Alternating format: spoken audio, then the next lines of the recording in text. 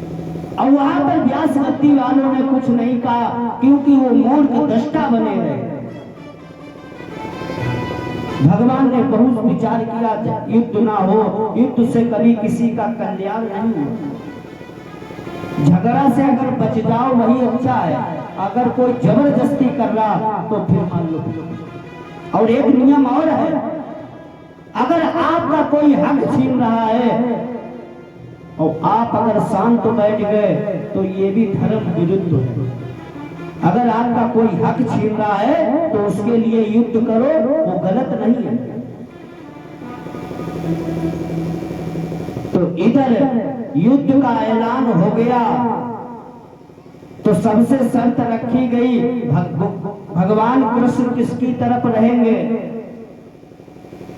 तो भगवान ने वचन दिया, मैं इस युद्ध में कोई अस्त्र शस्त्र का धारण नहीं करूंगा, कोई मैं अस्त्र शस्त्र नहीं धारण करूंगा।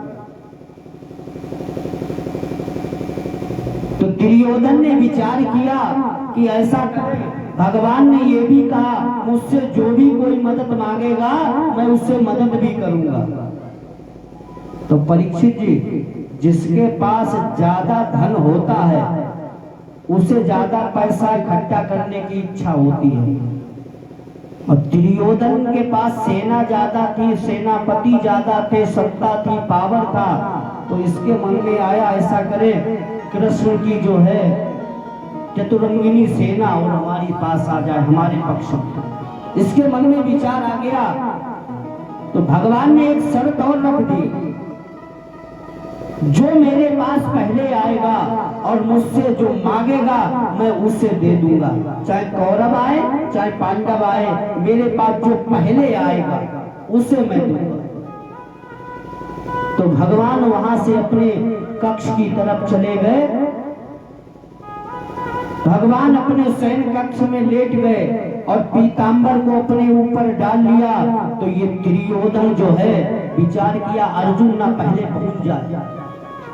तो ये जाकर जल्दी जो है, भगवान शयन कर रहे थे, ये जाकर भगवान के सर की तरफ बैठ गया। भगवान की सर की तरफ बैठ गया। क्यों? अभिमानी था ये। और अर्जुन जैसे पहुंचे तो अर्जुन जाकर भगवान के चरणों में बैठ गए। और जैसे अर्जुन चरणों में बैठे तो देखना, दुर्योधन जो सर की तरफ बैठा इसे क्या मिलेगा, और अर्जुन चरणों में बैठे इन्हें क्या मिलेगा। और जब सबसे पहले नेत्र खुलेंगे तो नजर किस पर पहले जाएगी? परीक्षित जी, किस पर जाएगी नजर? अर्जुन पर। तो जैसे भगवान ने पीतांबर को हटाया तो सबसे पहले नजर अर्जुन पर पड़ी। भगवान ने कहा, अर्जुन कितनी देर हुई? क्योंकि जब कोई सो के उठता है तो उसकी आवाज धीरज से निकलती है, ये बात है। तो कहा, अर्जुन कितनी देर हुई? तो जैसे कहा कितनी देर हुई, ये दुर्योधन जो सर की तरफ बैठा इसने कहा, केशव पहले मैं आया। तो भगवान मुस्कुराते हुए कहने लगे, अरे दुर्योधन, मैंने कहा था मेरे पास जो पहले आएगा। मेरी तो नजर पहले अर्जुन पर पड़ी, मैंने तो अर्जुन को देखा है। कहा नहीं, मैं पहले आया।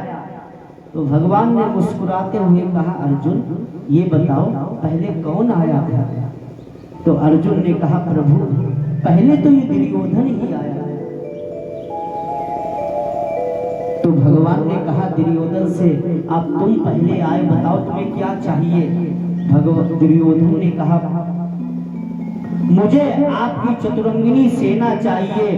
भगवान मन ही मन प्रसन्न हो रहे, कहने लगे, दुर्योधन आपको मैंने वचन दिया, जाओ मैं आपको अपनी चतुरंगिनी सेना आपको प्रदान करता हूं। अब अर्जुन मन में विचार कर रहे, सेना तो हमें भी चाहिए, पर अब वचन तो वचन है। तो अर्जुन ने जैसे कहा, मन उदास हो गया, सर नीचे कर लिया। भगवान ने कहा, हे अर्जुन तुम्हें क्या चाहिए? तो अर्जुन ने कहा, प्रभु मुझे भी आपकी सेना चाहिए थी, पर सेना तो दुर्योधन ने ले ली। अब ऐसा करो, हमारी इच्छा ये है, आप अब हमारे पक्ष में आ जाओ, मेरी यही इच्छा है। दुर्योधन सर की तरफ बैठा तो दुर्योधन को क्या मिला, और अर्जुन चरणों में बैठे तो अर्जुन को क्या मिला। इसका अध्यात्म क्या है? भगवान के मुख में है माया और चरणों में है भक्ति, चरणों में है भक्ति, तो भगवान प्राप्त हो गए। आपने देखा होगा जितने भी प्राचीन मंदिर बने हैं, और मंदिर तो बहुत विशाल बने, उसमें दरवाजा छोटा क्यों लगाया गया? क्या मंदिर बनवाने वाले के पास में पैसा नहीं था जो बड़ा गेट लगवा दे? पर मंदिर बनवाने वाले का विचार था कि जब दरवाजा छोटा होगा, और जब दरवाजा छोटा होगा, जो भक्त आएंगे तो सर झुकेगा, तो सबसे पहले चरणों में नजर पहुंचेगी। चरणों में है भक्ति और मुख में है माया। कभी भी मंदिर जाओ तो भगवान के नेत्र से नेत्र मत मिलाओ, चरणों में। भागवत कथा होती, सत्यनारायण की कथा होती है, तो उसमें क्या बांटा जाता? आपने बनाया, सुबह को बनाया था चरणामृत। कभी आपने सुना भगवान का मुखामृत? चरणामृत, क्योंकि चरणों में भक्ति है, मुख में माया। और प्रसंग को विराम करें, समयानुसार जो है, चलो 5 मिनट और बोल दे, क्योंकि वो माहौल बना है। उसके बाद में आरती और प्रसाद होगा। इधर जो है, बोले गोविंद भगवान की जय। यदा मृदे कौरव संजाना वीरेश गतिम वीर गतिम गदेशु। वीर योद्धा वीर गति को प्राप्त हो रहे। कुरुक्षेत्र के मैदान में घोड़ों की टापों से, हाथी की चिंगराहट से आकाश गुंजायमान हो रहा, भयंकर युद्ध होने जा रहा। वीर योद्धा वीर गति को प्राप्त हो रहे। जब वीर योद्धा वीर गति को प्राप्त हो रहे तो दुर्योधन ने बाबा भीष्म से कहा, बाबा मैं देख रहा हूं आपने सेना तो बहुत संगारी है, और आपने 5 पांडवों में से किसी पांडव का वध नहीं किया, मुझे आप पर शक हो रहा। तो बाबा ने, भीष्म ने कहा दुर्योधन से, आपने मेरे ऊपर शंका की, शक किया कि मैंने पांडवों को नहीं मारा। तो दुर्योधन ने कहा, आप पांडवों से प्रेम करते हृदय से, इसलिए आपने पांडवों को नहीं मारा, सेना तो बहुत मारी। तो बाबा भीष्म ने कहा, आप चिंता मत करो, मैं कल सूर्यास्त के पांडव का मैं वध कर दूंगा। तो जैसे सूर्यास्त तक मैं कल एक पांडव का वध कर दूंगा। भगवान ने विचार किया, बाबा भीष्म का कभी वचन असत्य हो ही नहीं सकता, क्योंकि बाबा जो करते हैं, जो कहते हैं वही करते हैं। बाबा जो करते वो, जो कहते वही करते हैं। बाबा अच्छा भी करते हैं, अच्छा कर भी रहे। तो जैसे कहा, बाबा का वचन कभी असत्य हो नहीं सकता। भगवान को रात्रि को नींद नहीं आई। और दुर्योधन से एक बात और कहा कि ऐसा है, सुबह के समय जब मैं ब्रह्म मुहूर्त में भगवान का चिंतन करता हूँ, उस समय आप अपनी पत्नी को हमारे शिविर में भेजना। मैं भगवान के चिंतन के समय ऐसा आशीर्वाद दूंगा, तुम्हारा कभी कोई बाल वादा नहीं कर सकता। भगवान ने विचार किया, बाबा ने कई ऐसा आशीर्वाद दे दिया तो दुर्योधन को मारना असंभव है। तो भगवान को रात्र को नींद नहीं आई। भगवान कितना जानता, चींटी के पग घुंघरू बाजे सोहू साहब जाने। एक दिन में चींटी कितने कदम चलती है, परमात्मा सब कुछ जानता है। तो भगवान जो है द्रौपदी को पहले लेकर चल दी। रात्रि का समय, जैसे शिविर से निकले तो रात्रि को अगर चप्पल पहन के चलो तो खटपट की ज्यादा आवाज आती है, जूते चप्पल। तो जैसे भगवान ने देखा द्रौपदी की जूतियों से आवाज आ रही, तो भगवान ने कहा रात में धीरे से बात होती है, अपने पैरों की जूती हमें। भगवान ने द्रौपदी की जूतियों को लेकर अपने पीतांबर में बगल में दाबकर बाबा भीष्म के यहाँ पहुंचे। भगवान जैसे पहुंचे, बाबा भीष्म ध्यान अवस्था में, जैसे शिविर में पहुंची द्रौपदी, और द्रौपदी ने जैसे चूड़ी की खनखनाहट की, बाबा भीष्म समझ गए कि लग रहा दुर्योधन की पत्नी आ गई।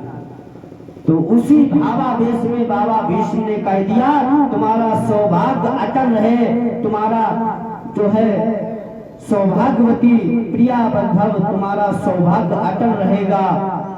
जैसे कहा तुम सौभाग्यवती, ये मेरा आशीर्वाद है, मैं तुम्हें ये आशीर्वाद देता हूँ। बाबा भीष्म ने कहा। तो द्रौपदी हंस के कहने लगी, बाबा आपने तो कल प्रतिज्ञा ली थी, कल सूर्यास्त तक मैं पांडव का वध कर दूंगा, आज आपने ये कैसा हमें आशीर्वाद दे दिया।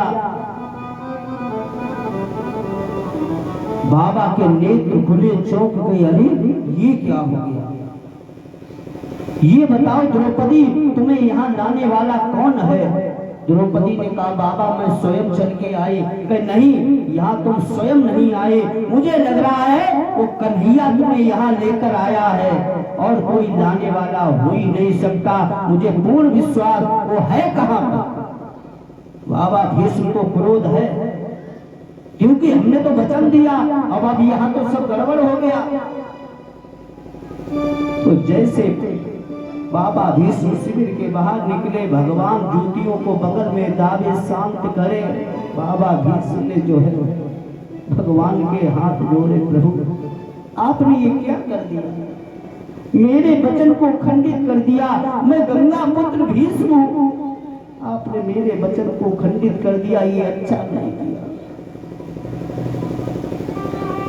बाबा भीष्म के नेत्रों से अश्रुधारा बह रही। बाबा भीष्म ने कहा, ये तुमने कन्हैया अच्छा नहीं किया, तो द्रौपदी को यहाँ लेकर आई, अच्छा नहीं हुआ। और मैं भी तुमसे ये कहना चाहता हूँ, जैसे तुमने मेरी प्रतिज्ञा को खंडित कराया है, अगर मैंने भी तुम्हारी प्रतिज्ञा को खंडित नहीं कर दिया तो मैं गंगा पुत्र भीष्म नहीं।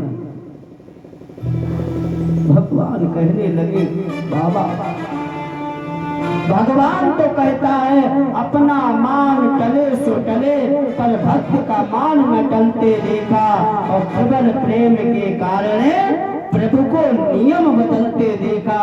भगवान ने कहा, बाबा चाहे आने वाला समय हमारे ऊपर कुछ भी कहे, कुछ भी लांछन लगाए, पर मुझे भक्त की रक्षा करना है। कल जो होगा वो देखा जाएगा कुरुक्षेत्र के मैदान में। बाबा भीष्म ने कहा, मैं भी तुम्हारी प्रतिज्ञा की। जैसे सुबह हुई, युद्ध प्रारंभ हुआ। तो जैसे युद्ध प्रारंभ हुआ, बाबा ने दुर्योधन को जो वचन दिया था, मैं 5 पांडवों में से एक पांडव का वध कर दूंगा, तो बाबा के बाणों से, बाबा के धनुष से बाणों की बारिश होने लगी। अर्जुन का रथ जमीन में धंसने लगा। भगवान अर्जुन से कह रहे, युद्ध करो बाबा से। अर्जुन के हाथ पैर फूल गए। भगवान ने विचार किया, अगर बाबा का इसी प्रकार क्रोध बना रहा तो अर्जुन के प्राण संकट में पड़ जाएंगे। भगवान ने विचार किया, मैंने भी प्रतिज्ञा ली थी, कोई मैं अस्त्र शस्त्र नहीं उठाऊंगा। भगवान ने अर्जुन की तरफ देखा, अर्जुन विवश हो गए, हाथ से धनुष छूट गया, धराशायी हो गए, रथ भी जमीन में दबने लगा। भगवान रथ से उतरे, उसी समय रथ के पहिए को लेकर जैसे बाबा भीष्म की तरफ दौड़े, बाबा भीष्म ने अपने धनुष को रख दिया। बाबा भीष्म रोने लगे, कहने लगे, प्रभु मुझे आज ऐसा लग रहा है कि आज आपने मुझे अपना समझा है। जैसे माँ बेटे की तरफ दौड़ती है पर माता मारती है, पर माता के अंदर प्रेम होता अपने बेटा के। आज आपने मुझे अपना समझा है, आज इसलिए आप मेरी तरफ दौड़े, आप मेरी माँ हो। भगवान के हाथ जोड़ लिए बाबा भीष्म ने कहा, अर्जुन कहा, बाबा भीष्म ने कहा, आज मेरा भी वचन टूटा, आपका भी वचन टूटा। इस प्रकार भगवान ने जो है रक्षा की। आगे का प्रसंग 7 से 10 बजे से 7 बजे से 10 बजे तक होगा। इस कथा को यहीं पर विराम करते फिर यहीं से प्रारंभ करेंगे। 2 बार भगवान का संकीर्तन, इसके बाद आरती और प्रसाद, अपने गंतव्य पर जाएंगे। लागी लगन मत तोड़ना, प्रभु जी मोरी लागी